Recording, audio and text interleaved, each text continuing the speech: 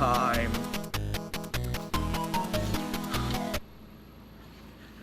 Let me tell you about California. As the 31st state to enter the Union, California is the third largest state in the country. From the gold rush of the 1800s to the rise of Hollywood, the history of the state is full of... Wait, wrong California. No band captured the excess of weirdness and eclectic tastes seen in music in the 90s, quite like Mr. Bungle. Across their 3-album run, they explored a myriad of genre infusions and odd vignettes, featuring themes of everything from the dark and gruesome to soundscapes of the laid-back summer sun and sweetness. Following their impressive and grand sophomore outing, Disco Violante, Mr. Bungle took a small break to pursue other ventures with the members' other various projects. Eventually, the guys would come together and create an ambitious idea for their next album. They decided to record the entire thing on analog. What's unfortunate is that their efforts for their third and sadly last outing would be met with turmoil surrounding controversy and pushback from their label, who delayed the release of the project, and the promotional tours would be met with the same controversy thanks to a budding rivalry with one of the biggest bands at the time. However, once released, while flying under the radars, listeners were greeted with the band's most accessible outing to date that gives fans a true surreal experience that still transcends any controversy that might have surrounded the band or the album's tongue-in-cheek name. Today, I'm going to be talking about my favorite outing from my favorite Mike Patton project, the mishmash that shouldn't work that is California. While, yes, this is far less absurd than their debut self-titled album and less abstract than the previous record, Disco Violante, California is still this crazy run of weird genre injections, genre switch-ups, and just a whole lot of nonsense under the guise of surf rock influence, doo-wop influence, retro jazz influence, and some swing in there for good measure. This record still has a lot of hefty, unsettling vibes and an off-kilter nature to it that was seen on those records, but it's just so goddamn catchy, which is the record's biggest strength. I mean, Sweet Charity, Retro Vertigo, Pink Cigarette, and even Golem 2 and Goodbye Sober Day with their weird types of hooks have this impeccable sense of melody and catchiness that is exhibited in elements of those last two records, but is shown in hefty doses all throughout this thing. While they don't dip into as many genres as they did on Disco Violante, there's still a lot here to be held. I mean, for Sweet Charity to be this kind of laid-back surf doo-wop song, like a Paradise Pina Colada jam, that then goes into None of Them Knew They Were Robots, which is just very swing-infused with a devilish twist, to then go into Retro Vertigo, which is just this really beautiful ballad, is impressive as hell.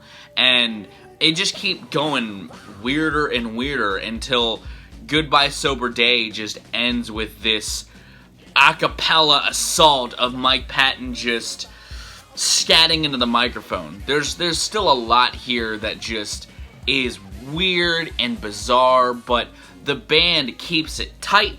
They keep it refined. It's like taking a hodgepodge of nonsense from Disco Violante, which is amazing, and refining it into this purely sugary drink. You know, Disco Violante is the Long Island iced tea, and this is just a very nicely crafted, mixed cocktail. This is a cocktail of weird thrash like an Ars Moriendi, the resurgence of lounge and swing aesthetics like on Sweet Charity and Pink Cigarette and Vanity Fair, the brass elements from Vanity Fair and Golem 2. There's a lot of different things in here that feel very indebted to Mr. Bungle's sound still, but it's just so perfectly calculated. Like, at 10 tracks and 45 minutes, this thing breezes through its runtime, but it's such a unique experience. Well, I would recommend their other two records as well. If you want to get into Mr. Bungle, I would recommend California. It's such a bizarre listening experience. It's one of those albums that really changed my perception on weird music. I got into it in high school, and I adore how strange this record really is. I think that the band is great at switching things up on a dime all throughout this thing. I like how it doesn't feel directionless even amidst all of these genre hoppings. And that's because some of the lyrics kind of keep referencing back, at least with the non-absurd tracks like Golem 2 and None of Them Knew and the Air Conditioned Nightmare, which has this like jazzy circus feel. They're either dealing with an unsettling nature like on those tracks, or there's almost a sense of regret or remorse throughout the record as well. It's a bittersweet record.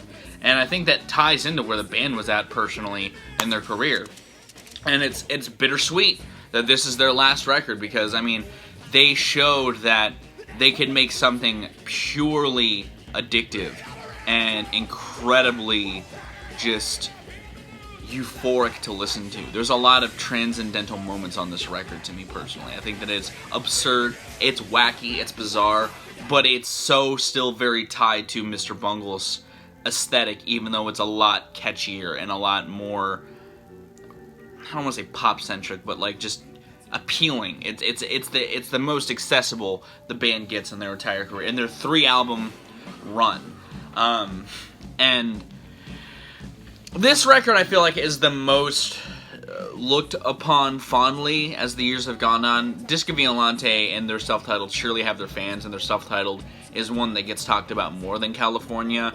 But I feel like this record has more fans. I also think that's a testament to the album's inane ability to make the absurd catchy that's let it have this longevity within the scene. And that's partially due to Retro Vertigo. It's a song that's kind of stood the test of time. Mike Patton still throws it on rotation. Avenged Sevenfold, of all bands, recently covered it, which is fucking weird. I don't like their cover of it, but I'm kind of glad that they're giving Mr. Bungle more life in 2016, I think, when they made the cover, 2017. Just for the stage. They made that cover for the stage, and while I don't think it's necessary, I think a more talented band could have done it.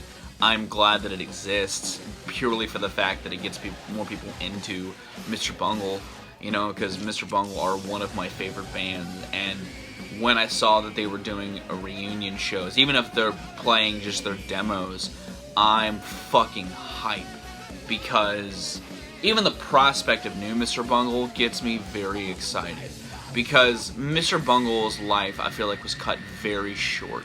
Like I said in the beginning section, even the pre-release of this record was met with some controversy, because Warner Brothers, the label that had signed Mr. Bungle, was also the label owner at the time of the Red Hot Chili Peppers, and the album release of California was pushed back because of the release of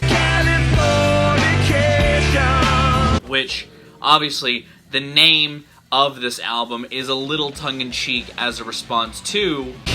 I can see why Mr. Bungle might have felt like they're in hot water to begin with, but following this record's release, they also had just this tumultuous feud with the Red Hot Chili Peppers, specifically Anthony Kiedis, who I guess didn't like not just Mr. Bungle, but Mike Patton in general. I know he had issues with how Faith No More sounded on their first album with Patton, and so that led to the Chili Peppers kind of annexing Mr. Bungle from venues on their tour, and it led to this really arduous tour for California, which sucks. And it sucks that this record is plagued with all of these issues.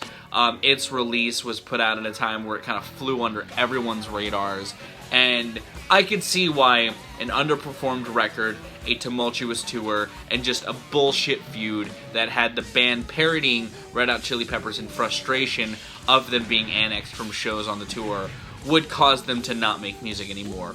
While they were kind of in limbo from like in the early 2000s, they were pretty much done shortly after this record's release. And it's unfortunate. While I love the Red Hot Chili Peppers, you guys probably know that, I'm a decent fan of a lot of their catalog, I don't like this feud. And I think it's dumb, and I hate that it happened. And I hate that I hate that Californication led to the underperformance of one of my favorite records of all time, personally. I wish that Mr. Bungle got to do more after this record, because while Disco Violante is more technically impressive because they do more insane shit, this is 10 tracks of perfection, and it's one of the best records that has ever been released. It is technically impressive, it is sonically interesting, and it has a lot of crazy dynamics in it that set it apart from a lot of what was coming out at the time and has come out since. If you're a fan of dynamic music, if you're a fan of weird shit, if you like stuff like Devin Townsend or Primus or any band that isn't afraid to be weird, you'll love Mr. Bungle. You probably already like Mr. Bungle. I just wanted to take this video to talk about this record because I love it. I think it's, like I said, it's one of the best records ever made. I think it's impressive from an instrumental perspective, from Mike Patton's vocal delivery, from the fact that they still kept it weird and diverse and accessible at the same time. It's insane, and I feel like more people should listen to this record. One of the questions I get asked a lot, or I used to, or anytime I meet somebody new, is what is the most out there band you listen to? And Mr. Bungle is one of them, if not the most out there band, because they're just so bizarrely absurd, but absolute geniuses at the same time. And California is the epitome of that genius. And like I said, I just wish they got the chance to do more. And I'm hoping that with this reunion, it sparks inspiration to make more, because it's awesome. It's beyond awesome, and I love it. But that's gonna wrap up this episode of Let Me Tell You About. If you enjoyed it, be sure to give it a like. If you want to see more of my music, gaming, and general nerdery, be sure to subscribe. I want to give a special thanks to my patrons who support the channel. If you would like to join them and support the channel as well, it's linked in the description. I'm gonna get out of here. I've been Viral Rack. You guys have good days, lives, and situations, and I'll see you another day.